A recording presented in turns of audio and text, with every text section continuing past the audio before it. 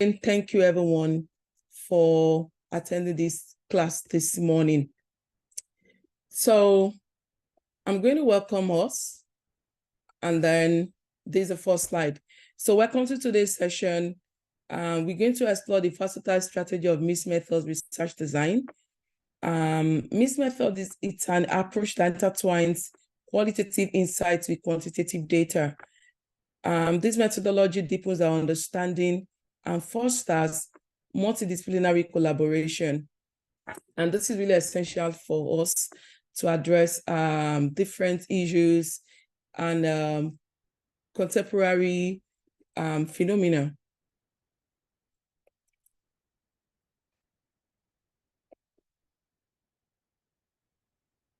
So I'm hoping that in this class, I'll be able to go through several topics.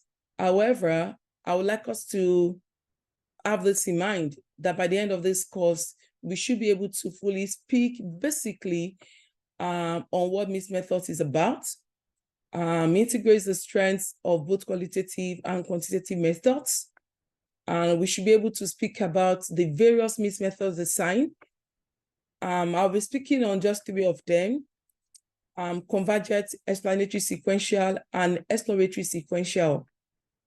Actually, we have so many mixed method designs, but across all, these 3 are the basic, these 3 are the foundation. Every others are just like, because now we have involving feeds, so they're now discovering or proposing different designs. However, but these 3 are the basic that you should know. And again, we'll talk about the applicability. Here, I try to bring into context different areas, across different feeds. Try to debunk this usual thing that mixed methods is only for those in humanities or for those in arts. So I try to bring about or to show some examples, for example, those in pharmacy, those in engineering, those in business classes. So how mixed methods also applies to them. Then I also would like to speak on mixed method challenges. It's not just about the fact that it is good, it is robust. It also has its own unique set of challenges. And when you are faced with such, what do you do? How do you overcome that? And lastly, I would speak on the ethical and practical considerations. One of the things that first makes us feel discouraged is we feel mixed method is burdensome. I don't think I want to know it. It's stressful. Just let me deal with my numbers. However, mixed methods, it is good in its own. Over time, by the time you get used to it, you just want to use it because it makes your data really robust. It gives you such a rich understanding of what you study. So how do I tackle this? How do I provide this information to you in such a way that it will be comprehensible and you can use it over and over and want to know more about it? So I try to put this in 3 ways. I call it the 3 W's. What is mixed methods, why mixed methods, and who should use mixed methods. And again, like I've said, we'll be touching on the types of mixed methods assigned, then the challenges and solutions, and ethical considerations.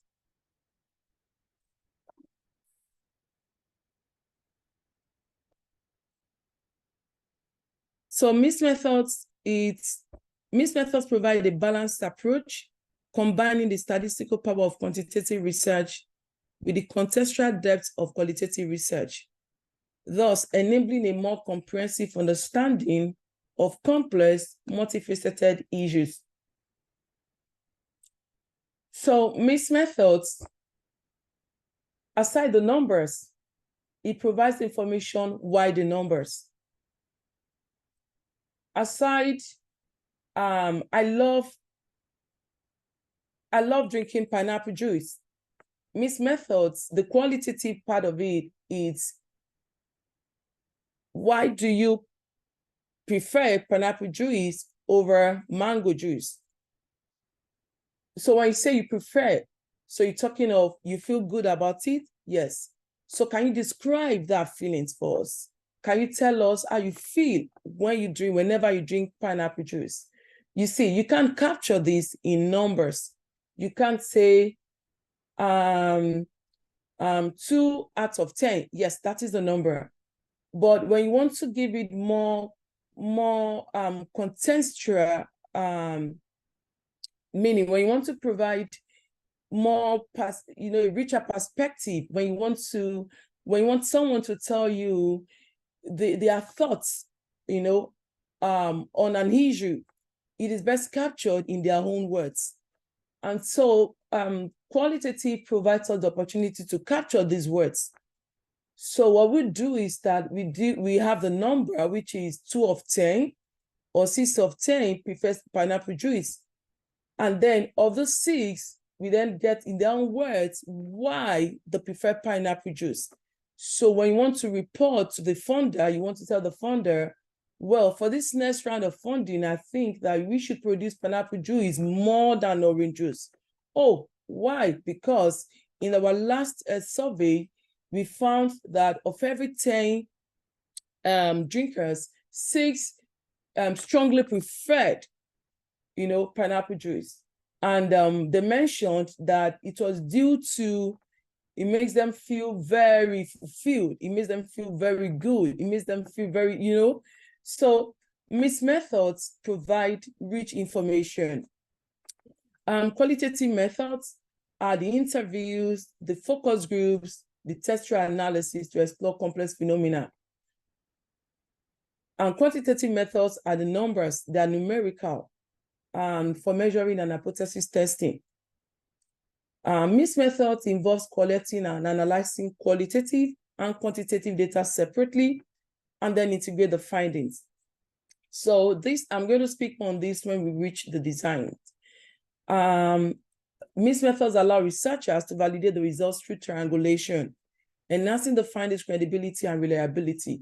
So triangulation is you'd obtain information on this particular issue from different people, from different angles. You have the quantitative data, you have the qualitative data, and maybe you even did a scoping review, or a rapid review or document review. So you see, you have 3 different sources of information, of data.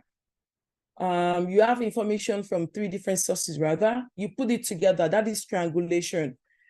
So it enhances the findings' credibility and reliability. It makes your findings more credible, more trustworthy. And in this current world of research, funders want to be sure that what you're saying is replicable. Qualitative might not be replicable, but it is strong in its own sense, because it makes them to see that beyond the numbers, this is the real thing on ground. This is what is happening. And so let's go with this. It tests programming. So again, why MISS methods? We can also say, when should you use MISS methods? Why MISS methods? MISS methods should be used when your research questions are too complex for a single method. Like I said, it provides a richer, more nuanced perspective. When you cannot fully address a research problem using only qualitative or quantitative methods alone. For instance, in accessing a new educational program, MISS methods allow you to combine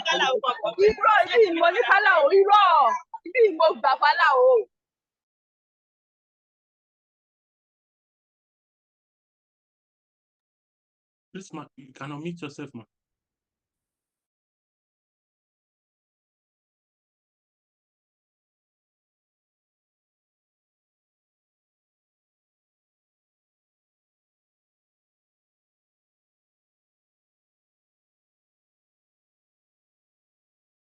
Oh,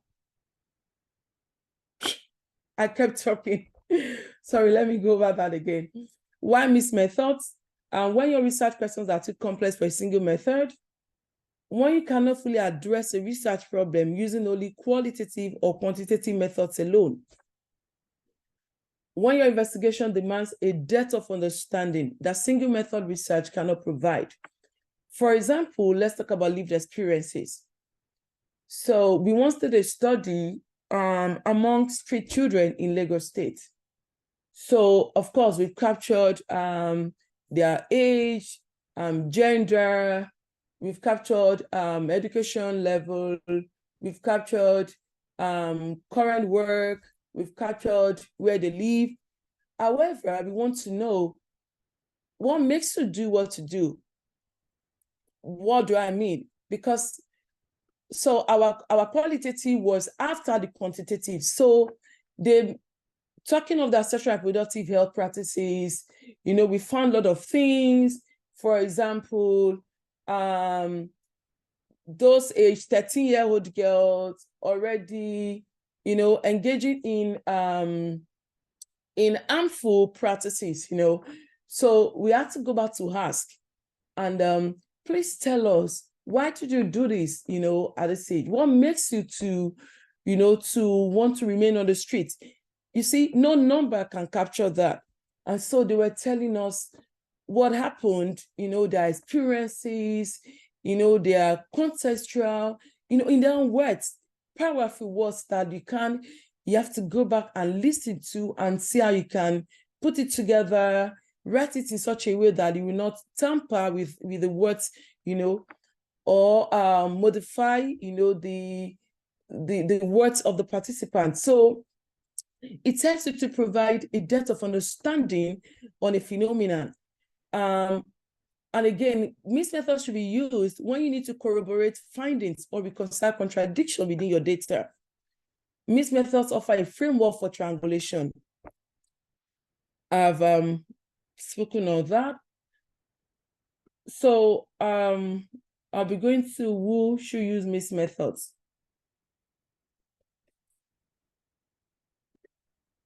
So who should use mixed methods research? Like I earlier said, it is generally believed that mixed methods mainly apply to behavioral, health, and social science researchers. However, it can also be used by those in various fields, including engineering, technology, pharmacy, public policy, and business. Mixed methods can be used by any researcher. I mean, any researcher who is open to integrate qualitative and quantitative paradigms to understand each of our research questions comprehensively. Interdisciplinary research teams that bring diverse methodological skills and perspectives to their studies. These days, most of the funders request naturally mandatorily wants you to collaborate with someone outside, thinking outside the box. So when you're in engineering, you want to collaborate with someone in social sciences. You want to see their own perspective. You want to see what's this work, this research, or this project that I'm proposing, what other, aside my own, you know, when you're in a field, most times you're limited to that your field, you know. So you want to also interact with other colleagues, you know, from other disciplines to see their own perspective, and then you'll be amazed at such richness and that have introduced to your work. So types of risk methods of science. I'll be speaking on three main designs for now. The first one is triangulation design, also called convergent design. We have explanatory sequential design. We have exploratory sequential design. Convergent design, it's when you conduct both the qualitative research and quantitative simultaneously, and then you merge. So what do I mean? You want to start your study, you know, the timeline for data collection is February. And having a meeting, you've gone to do the field entry, you know, 2 weeks should be good. You've already mapped out total number of people you need for the focus group discussions, How you're going to stratify them by age, by gender, by class. Then you want to do survey for 200 people. So you have all this clearly mapped out. Convergent is at the same time you having the survey, you having the qualitative. Qualitative hearing refers to your focus group or your one-on-one interview or your key informant interview, at the same time, simultaneously, and then you then pull the data together to validate the findings, check for similarities and differences. This has its own advantage. Why? Because you are still in the field, so you can quickly, ask more questions in case maybe by the time you get home, you find actually this is what was reported. Why is this so? Oh, okay. So we want to meet with this group. We are meeting with group B tomorrow or next tomorrow. You know what? Let's introduce this question. Let's know why. The beauty of that is that because you're having it, at the same time, you can quickly pinpoint similarity differences. And if there is need, most times there is no need, but in case you feel you need to delve more, you can do that, easily do that. Each of the designs is actually dependent on your research question, what you're looking for, what you want to do. So your research question is key, will determine your design, your choice of design. Explanatory sequential design, it is when you collect, analyze quantitative data first. So you've seen, you've noticed the patterns, you've been able to get out the information, it's like your first set of information, it's like your baseline. So now you have the numbers. So you want to know why the numbers. You want to know what explains this number. Why do we have this number among this group? So you then draw your qualitative questions from that. So for explanatory, we have quantitative data first, talking of your survey first, and after you have your qualitative methods. The flip of that is, flipping that is your explanatory sequential design, in which case you first start with the qualitative data to investigate the phenomenon. And then you follow it by quantitative methods to measure and verify why the qualitative, to verify why the perspective. The design uses both approaches in sequence. So that's the sequential. So just remember sequential, explanatory, quanti first, exploratory, explore. We often use explore for qualitative. It's one of the common, terminologies associated with qualitative data. So explore, sequential, qualitative first. Explanatory, sequential, quantitative first. Like I said, these are just the basic designs, and they form the foundation of any new, of any emerging design that we have now in Miss Methods research. Please note, I'll not be able to see the chart because I'm just seeing the screen, but hopefully after this, I can, Mr. Dimeji will help by helping me read out the questions. So, and again, I'm trying to be mindful of the time. Miss Method is such a broad, field. And so having all this within a few minutes is quite, I'm trying to just make us have the basics. So in case I'm talking too fast, please, if you need me to go through a particular slide again, just note in the chat. And after this, I would, I'm sure they will read that to me, and then I can quickly walk through that again. So what are the challenges associated with using these methods? So what I did is, I just don't want to talk about the challenge. I also try to propose a solution. Please note, this solution is based on my own experience and level of my knowledge. Why do I say that? Because actually I use MIS methods a lot, let's say for more than a decade, every time. So, and again, it's not just limited to me, it's also what I've seen that works in this field for many people, and also drawn from the different classes I've attended over the years. So the first challenge that often makes people to drop out of using MIS method is it is capital and human resource intensive. I tell you, MIS methods demand skills. It demands someone that is skilled in both qualitative and quantitative methodologies. You need to have those set of researchers. Either you have one, or you have, those that are quality strong and those that are quantity strong. And so when you are faced with this, you are careful about the recruitment when you bring on board. You're careful about how you manage them. So at times the coordination makes it more complex, and of course it's costly. And again, because we'll be collecting, the data and whether parallel or sequential, it's more funds, because quantitative, you may have 1,000, want to collect, do survey for 1,000 people. I tell you, what you spend for that would way be lesser than what you spend, to do interview for, maybe to conduct 4 FGDs, you see. So it is financially intensive. However, what is the solution? How can we navigate this?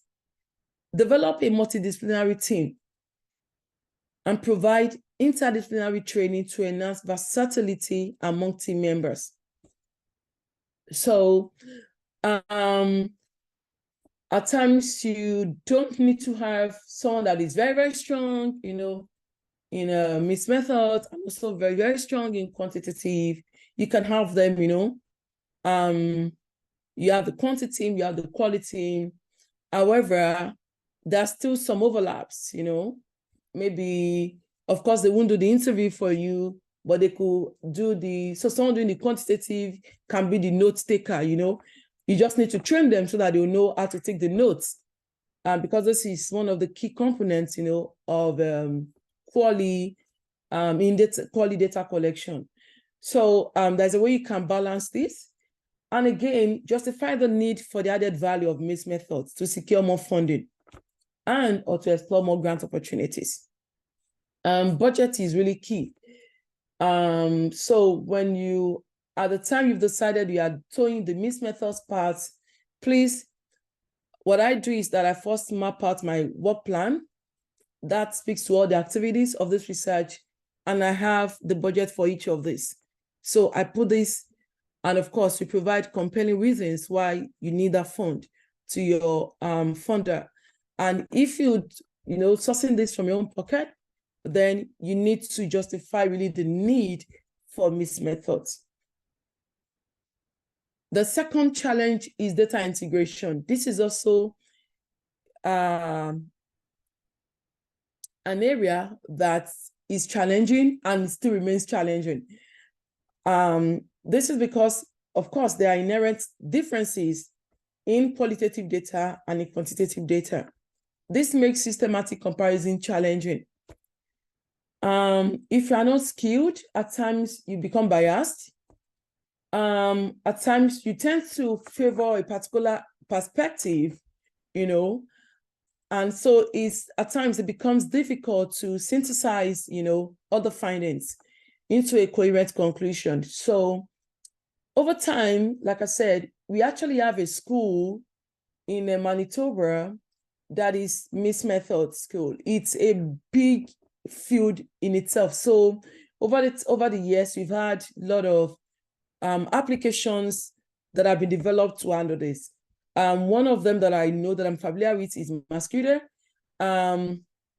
It at the same time, integrates the qualitative data and quantitative data. It's just like you having your starter for quantitative data and your en vivo for qualitative. So it does having them separate. Masquerade does the two. So it helps you to handle both data types and it's very good, smooth to use. Expensive, but it's very smooth to use. It helps to overcome this challenge. And if you know, maybe for now you're still not skilled in that, then please do your STATA or your SPSS for the quantitative and your NVivo or Atlas TI for the qualitative. You know, it's just being able to put the two together and bring out your findings. The third challenge is labor intensive. Labor intensive here is different from human capital. Human resource talks about the expertise, and labor talks about the work involved. So collecting, analyzing, integrating both data sets is laborious. It's time consuming, of course. And it requires a team of interdisciplinary researchers, thus increasing the cost. So the solution that I propose for this is to delegate tasks efficiently across the team to balance the workload. Use project management software to streamline research processes and activities, e.g. Trello and Asana. Trello is very good, Asana is very good. So these tools, what they do is that they organize the task, they provide a platform that when the Dimeji is working, Mary is working, and Mary knows what the Dimeji is doing per time, and then everyone is involved, everyone is informed of any change, you know, to what we have, to the data set or to the activity. It set deadlines. It reminds you, oh, Mr. Dimeji, you are the one to do this. Tomorrow, it reminds you at the same time, you know what's with me. So it's seamless. It makes everyone works well together. It improves the workflow. It improves collaboration amongst the team. And the last one is conflicting results. If your analysis gives conflicting results, for example, if you have thought that, oh, people prefer pineapple juice because it tastes better, you know, I'm just trying to think of something here. And then on the field, you find, no, it's not because it tastes better. It's because it tastes sour. And then, you know, there's this feeling that comes with when something tastes sour, it kind of makes you feel, you know, something like that. It's different from what you thought or what you wanted to see. Or maybe what you even found from your numbers is contrary to what the qual is saying. So it then becomes, what is going on? What should I do? How should I proceed? You see, so when this happens, there's something we call decision matrix, or it sets predefined rules for interpreting divergent data. So the first way out is that please go to the field with an open mind. I tell you many times, researchers, we want to go to the field just to fulfill righteousness. Most times, like, we already have preconceived ideas that, you know what, people are drinking, Gen Z said they love drinking pineapple juice because of this. And you have tons of reasons why you feel that is the reason. You have tons of reasons why that should be the answer. And so when you are out on the field, you find actually this is far from it because of 1, 2, 3, 4. So the best is go with open mind and have a predefined definitions, you know, of when we say this is what it means. These are the rules. Whatever we found, you know, we don't modify our data. We don't change the words. You know, everything we capture will be translated word for word and then verbatim. And then we're not going to change anything. We just have the decision matrix. Decision matrix actually makes it easier for you to navigate. And then helps us to address such issues that may occur.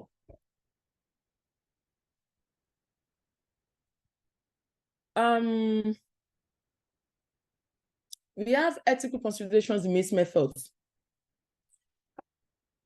For every study, for every human research, there is need to obtain ethical approval. Having said that, there are some things that we need to have in mind before we proceed with these methods. The first is confidentiality. It is very important to maintain confidentiality and secure informed consent. At times you get to the field to ask someone of their perspective of, let's talk about mental health issue now. So you want to say, depression sounds a word so foreign. No, we don't have depression here. It's attack from the pit of hell, you know. Oh, depression, mental health. No, God forbid, you know. We never have that. It's not my portion.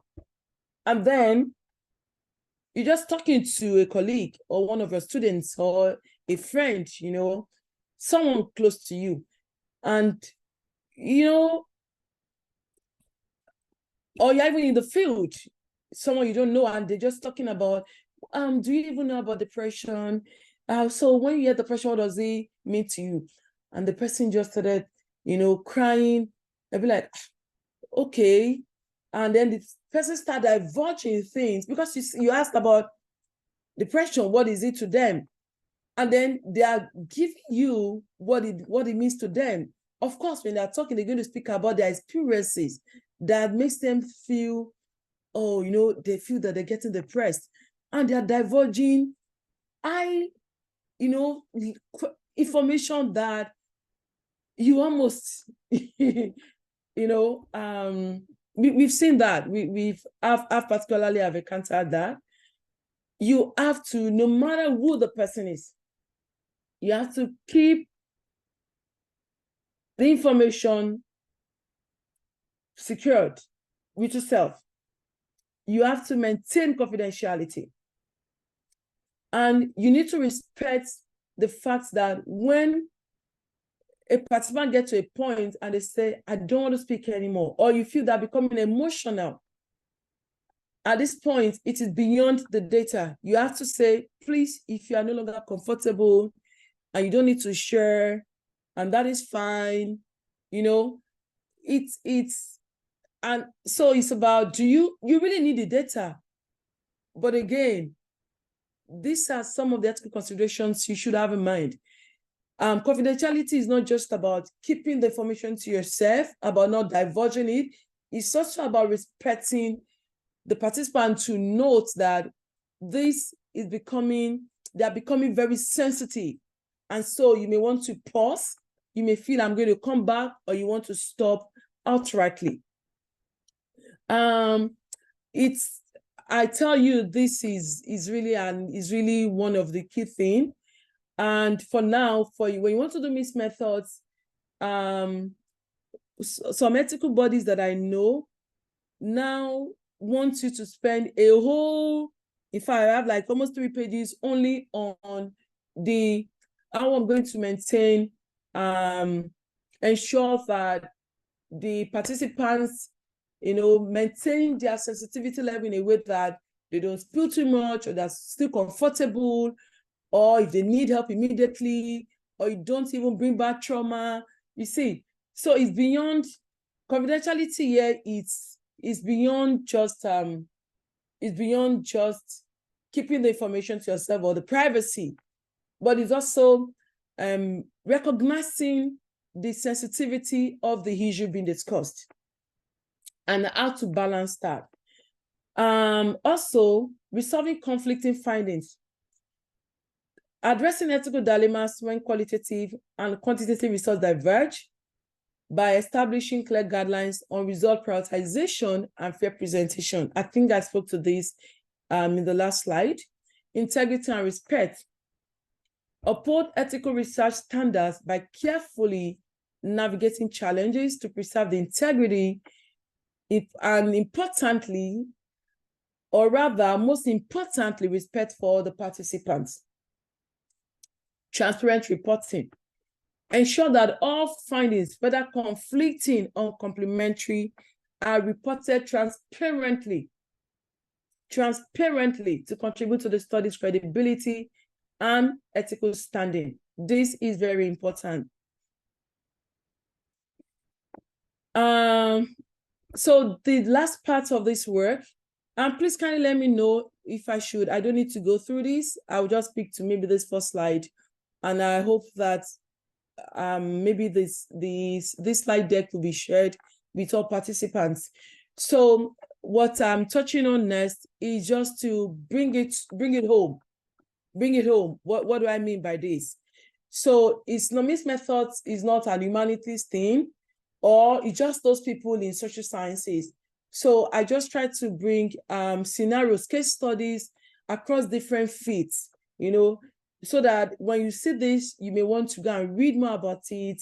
So when you want to do your study now, or you want to write your next grant, you can think about, okay, oh, how can I bring mixed method into this? Or do I think that this research question, we should told the path of mixed methods to answer this research question? So that is what this session is about. So public health field, the case study here is a study evaluating community health intervention program. So the quantitative, you could measure health outcomes such as diabetes control, changes in blood pressure among participants. Then while the qualitative interviews or focus group will explore participants' experience with the program. Talking of the health intervention program now, the satisfaction, the challenges they face, and perceived barriers. Then for clinical sciences, this talks about clinical trial. So you want to know the efficacy of a new depression medication. Of course, the RCT, you're already assessing the participant symptoms, using a standardized scale. However, for the qualitative, you want to provide deeper insights. You want to know the adherence and treatment satisfaction of the participants, of the patients. So integrating both offers a comprehensive evaluation of the efficacy of the new depression medication. I also have for pharmacy, example here that I provided is research on medication adherence. Among chronic disease patients, I have the quantitative methods to track adherence rates and patient health outcomes, while the qualitative interviews could explore the patient's attitudes towards the medication, understanding their condition, and barriers to adherence. So having this information or looking at this holistically could help you to have a more effective strategies to improve adherence. So coming to the field of technology engineering, you're wondering, engineering is just about developing softwares. Why do I need mixed methods? Here it is. So we have a project that wants to assess user experience with a new software tool. We all know now that we have AI. Oh, AI is everywhere. I can tell you that we already have mixed methods, studies on AI. They want to know among users, the experiences with it. Experiences are best captured in own words. So user interaction can be quantitatively assessed through metrics like the patterns, error rates, task completion times. While the qualitative methods using focus group or interview will provide insights into the perceived usability of this new software, and also provide suggestions on what will make it work. Prof, man. Yeah. Thank you. Well, we are already on top of the hour. I don't know if it's possible to just round up so that we can. Yeah. Actually, like I said, I've touched the key things that I wanted to touch on, but we have let's see just the case studies. So we can take questions now. All right. Thank you very much, Ma. Thank you. We have,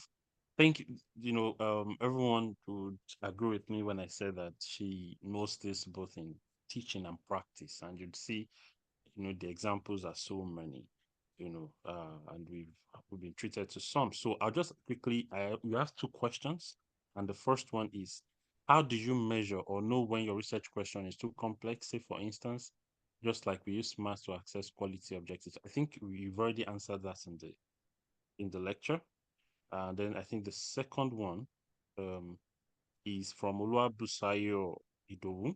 Said, I have a question concerning the ethical considerations in mixed method. In the case where the participant shared an information that needs urgent attention, what should you do?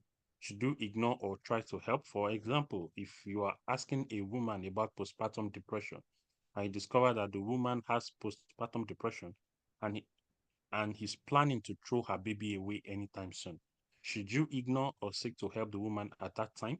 So these are the two questions, but I think you could just answer this. I apologize to everyone. We would round off in the next few minutes. Just respond to these very important questions, and then we can close. All right. Thank you, Ma. Okay. Thank you very much, Mr. Dimeji. The first question, you mentioned that it's been answered. So do you want me to touch it, or you just, or I should just We can wait for go to the the second. We can go to the second one. second one? Okay. Thank you, everyone. Yeah. So you are obliged to provide immediate intervention when there is a life at risk. Let me tell you, recently I was involved in a study among Black immigrants, and so we're talking about experiences of the mothers, how the health system had been. And then one woman mentioned that when she wanted to put to bed, at the hospital, they were not responding to her. She literally had to crawl up. While talking, another person talked about how a teacher was bullying the child and said, so immediately, as soon as I concluded that interview, I spoke to the person. I said, do you want to take this on? She said, no. I said, okay, I understand, but I'm obliged to report this immediately. So immediately after the meeting, I reached out to the coordinator, I reported that. When you are on the field and you found someone want to harm themselves or would likely harm someone close to them, please right then, of course, as soon as you finish, you have to inform the authority. But you can't just walk straight to the police station to report. You need to carry your supervisor along. And if you are the supervisor, please reach out to a colleague and then take a decisive step. But immediately, you need to take immediate step. Another thing again is if someone reported committing a crime, should you keep it or no? Please, you have to report it too. We've seen cases like that. When I went for a training in South Africa, someone reported actually stabbing someone close to them because they were angry. We're talking about, mental health issue. It was reported. You have to. So that's what we said. There are a lot of ethical considerations when you're faced. So what should you do when when life is at risk, when a crime is reported? You need to take immediate action on this. But again, oftentimes things are in place now for during ethical approval. A lot of guidelines, a lot of rules are in place to support researchers to know how to navigate any issue that they may confront. I hope that answers the question. Yes, very well. Thank you very much, Ma. I want to say thank you. Yes, I want to say thank you very much for this. As for those who were already in when when she started, you'll notice that she's not in the country and she's in transit and in the night, early in the morning, and then she's doing this. So we're really grateful for your dedication and selflessness and the sacrifice it took to, to deliver this lecture. I want to say thank you very much, Ma. If you are able to see the chat, you would see people saying this is very comprehensive and this is something someone even wrote, this is very clear now, Ma, So this is to say, this just give a feel of the feedback from this lecture. And personally, I've not been disappointed. I've even learned. I've had to jot, and so I'll say thank you very much, Ma. Thank you everyone for coming. As you know, it's always really, really wonderful. And when we get this the slides, we'll share them. Sorry, okay, Mr. Dimeji. Someone asked about cost of subscription because students. Yes, please let them know that there are a lot of apps that you can access free. That is what is called free version. You're often 30 days. So if you want to know more about a particular tool, just sign up with your students' information for the first 30 days, and then you can decide whether you want to proceed with that tool or not. But at any point in time, help is always available. Just reach out. You'll be amazed at what is out there for you to use. Thank you. Sorry for bargaining, Dimeju. No, this is very perfect and excellent. Thank you very much, Ma. And thank you everyone for coming. We thank you for allowing us spend an extra 5 minutes, but then we all know that every second was worth it. I want to say thank you very much, Ma. The Executive Director, Central Office of Research is also here, Professor Veronica Upong, that was we have had, we've been handling this session. I don't know if she's still in the house. Ma, if you're still here, if you're able to use the raise hand icon so you can see, you can close the session. But okay, I think she already left. So I want to say thank you everyone for coming. We hope to continue again next week, Friday. Please, if you know anyone who's supposed to be here and is not here, you can also invite them. And then the link is the same every Friday. And you see, we go to the lengths of the world to bring you the best of the best. And of course, evidenced by today's lecture, it continues to get better. Thank you everyone for coming. Hope to see you another Friday. Thank you and bye-bye.